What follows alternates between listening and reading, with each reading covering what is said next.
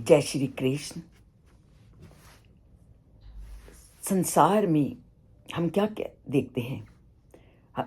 हमें देखने को मिलता है कि कुछ लोगों की इच्छाएं पूर्ण हो जाती हैं और कुछ लोग पूरी जिंदगी उन इच्छाओं को पूर्ण करने में ही अपनी जीवन धारा व्यतीत कर देते हैं। पर इच्छाएं पूर्ण किनकी हुई या किनकी होती हैं? इच्छाएं पूर्ण होती हैं जो जीवन में धर्म अनुकूल पालन करता है।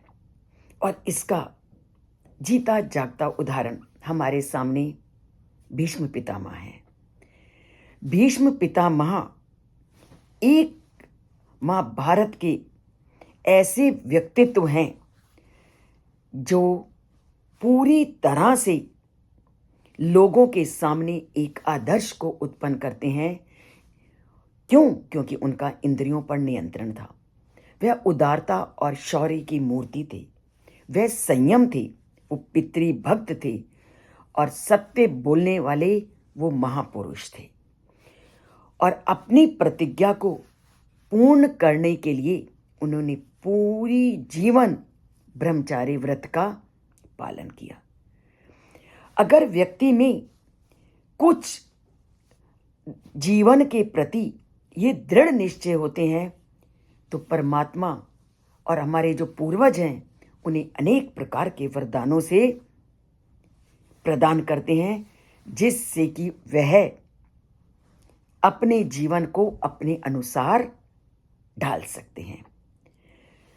और यही कारण था, उनकी इन्हीं गुणों के कारण उन्हें मृत्यु के समय भी अपनी इच्छा के अनुरूप समय को चुनने का अधिकार प्राप्त हुआ। और आज भी अगर धरती पर महापुरुषों की गिनती होती है तो उन महापुरुषों में भीष्म पितामह एक थे। जैसे कि हम नारद जी का, शिवजी जी का, 4 कुमारों का, कपिल मुनि का, भक्त प्रहलाद का, जनक का, भीष्म पितामह का, राजा बलि का नाम लेते हैं तो उसमें भीष्म पितामह एक हैं। उन्होंने जीवन भर अगर इच्छा पूर्ति का वरदान मिला तो अपने किसी विशिष्ट गुणों के कारण। और आज भी संसार में जो कोई भी नियमों का विधिवत पालन करता है उनकी इच्छाओं को वो परमपिता परमात्मा 100% पूर्ण करते हैं। सभी की इच्छाएं पूर्ण हो सकती हैं अगर वह उन परमात्मा के द्वारा बताए गए नियमों के अनुसार अपनी जीवन धारा को चलाता है। हम कहते हैं कि नहीं, जो धर्म ग्रंथों में लिखा है वो बहुत कठिन है, उसका पालन करना बिल्कुल भी कठिन नहीं है। आप जैसे जैसे किसी किसी काम में व्यस्त होते हो, हम उन कामों को भी तो एक नियमबद्ध विधि से करते हैं।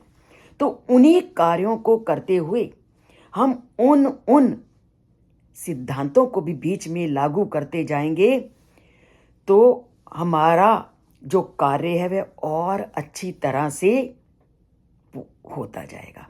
और भीष्म पितामह इत्यादि और जो जितने भी अन्य लोग हुए हैं उन्होंने भी अपने दैनिक कार्यों को करते करते उन नियमों को अपने जीवन में उतारा है जो हम नहीं करते।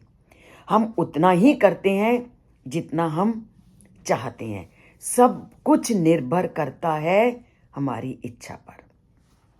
हम काम करते करते परमात्मा का स्मरण कर सकते हैं। काम के आरंभ में, मध्य में, अंत में परमात्मा का स्मरण करना, उसका शुक्राना करना कोई बड़ी बात नहीं।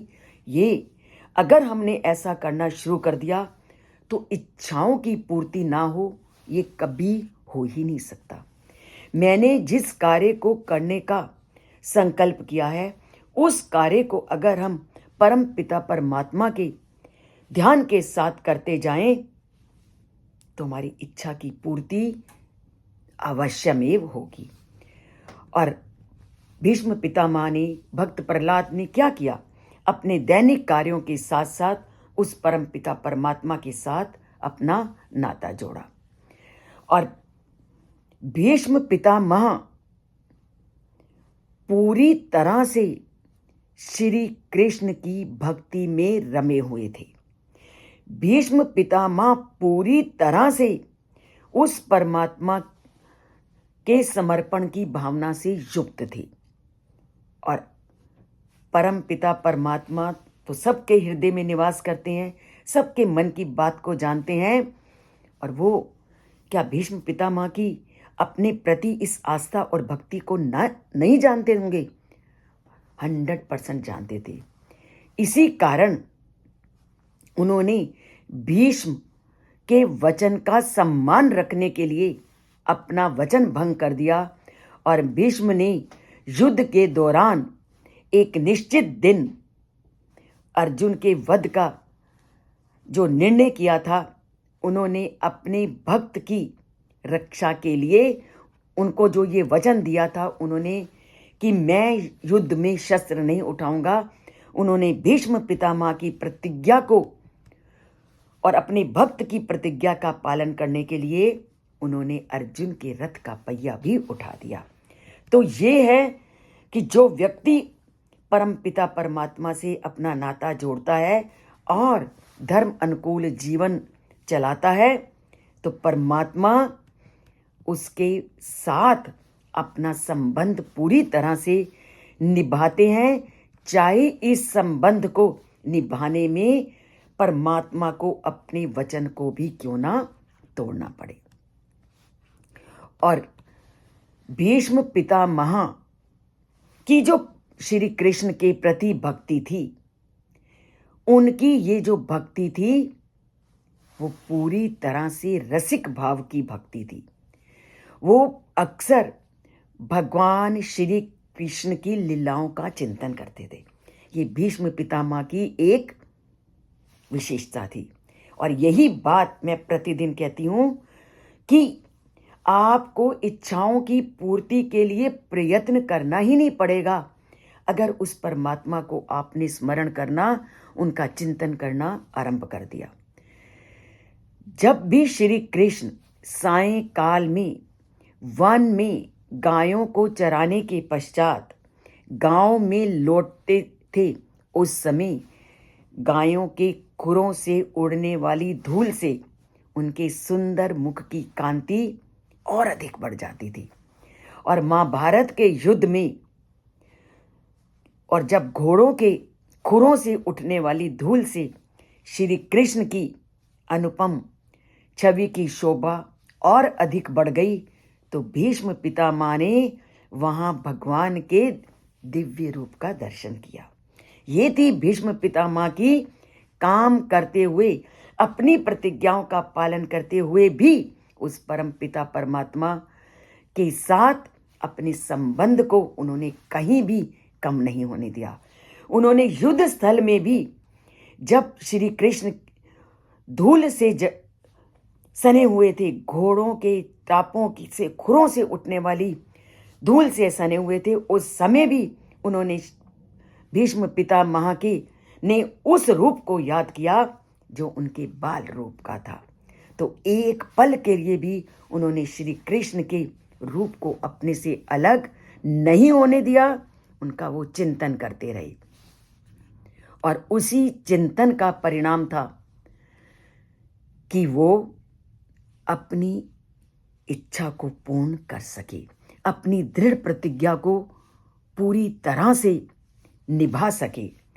और युद्ध स्थल में भी वो उस समय अपनी मृत्यु को प्राप्त करने का जो समय और तिथि को चुन सके जिसको कि वो चाहते थे।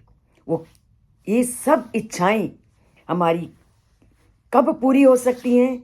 जब हम धर्म अनुकूल, नीतिपूर्ण, संयम पूर्वक इंद्रियों का नियंत्रण करते हुए अपने काम को करते हुए उस परम पिता परमात्मा का स्मरण करते रहें।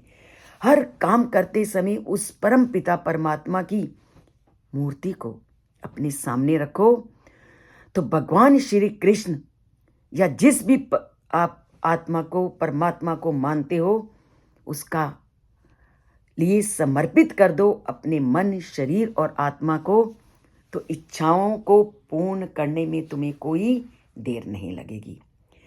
तुम अपने मन, आत्मा, शरीर को उस परम पिता परमात्मा में समर्पित करते हैं और अपनी इच्छा को पूर्ण करने का उस परमात्मा से वरदान मांगते हैं। पर वरदान मिलने के लिए उनकी बातों को समझिए तो सही, उनकी बातों को जानिए तो सही। तो जानेंगे कैसे? चैनल से जुड़ेंगे। चैनल से जुड़िए और सब्सक्राइब नहीं किया तो एक बार सब्सक्राइब करना है, उसके बाद उसको छेड़ना नहीं, और लाइक का बटन जब चाहो दबा सकते हो। कंजूसी मत करिए, परमात्मा से जुड़ते जाइए। जय श्री कृष्ण बोलते जाइए।